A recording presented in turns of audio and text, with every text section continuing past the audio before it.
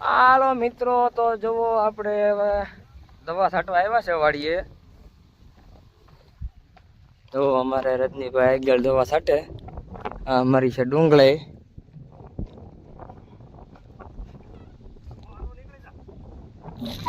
અટન ચારો લઈને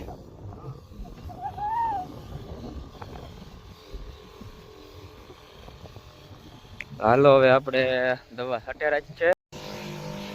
આવી રીતે કંઈક દવા છટાય છે.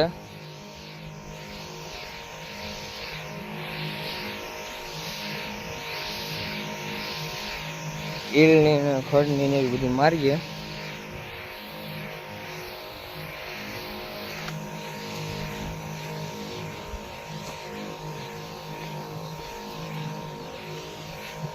મિત્રો આપણો પંપ ખાલી થઈ ગયો છે. આપણે અહીંયા પંપ ભરવા દવા ભાઈ દવા છાંટે.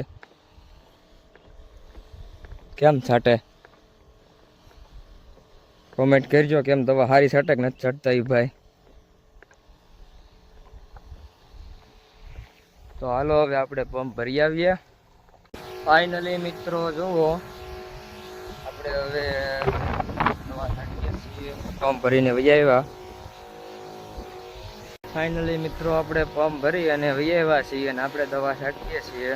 દવા સરખી છટાય તો કોમેન્ટ કરજો. અમારી ડુંગળી સારી લાગી હોય તો મિત્રો કોમેન્ટ કરજો.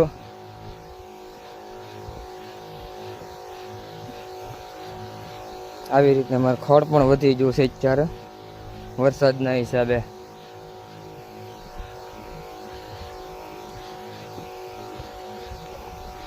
આમથી રજનીભાઈ મારા માં છાંટતા આવે છે. મારા માં કે હું દવા છાંટવા લાગુ તો છાંટે જ છે.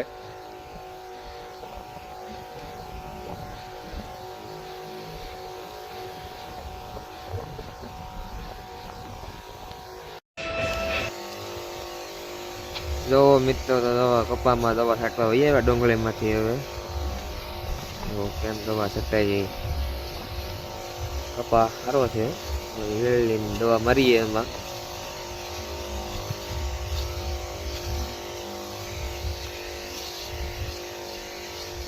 જો હા મારો કપા છે.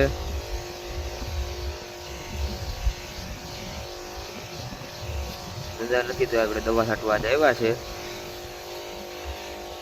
મિત્રો જો આપણે કપામાં દવા છાંટીને પંપ ખાલી થઈ ગયો એટલે આપણે જઈએ પંપ ભરવા. સોરી હવે ફરી છાંટવાનું છે એટલે રજનીભાઈ છાંટી દે. એવો પુજરાજાનું મંદિર દેખાય. હાલો મિત્રો, તો અમારો મિની બ્લોગ સારો લાગે લાઈક કરજો, શેર કરજો અને સબસ્ક્રાઈબ કરજો. કોમેન્ટ કરવાનું ભૂલતા નહીં. Bye bye.